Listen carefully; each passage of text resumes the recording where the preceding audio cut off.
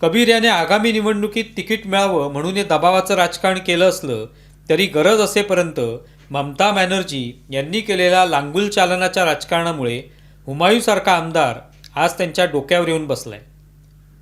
शेख शहाजहानने संदेश खालीमध्ये जो नंगानाच केला त्यामागेही हेच लांगुल चालनाचं राजकारण होतं।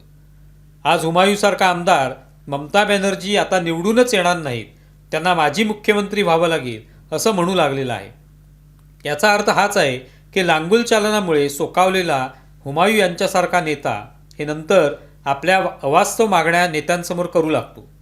त्या पूर्ण करणं शक्य नाही हे नेत्यांनी सांगितल्यावर मात्र नेत्याची गच्छंती करण्यासाठी पुढे सरसावतो। बाबरी मशीद बांधण्याचं आव्हान याच नेत्याने दिलं होतं, पण त्याविरोधात ममतांच्या पक्षानं स्वतःला वेगळं ठेवलं। तरी हुमायूं 6 डिसेंबरला या मशिदीसाठी पहिली बीट रचण्याचा दावा करतोय।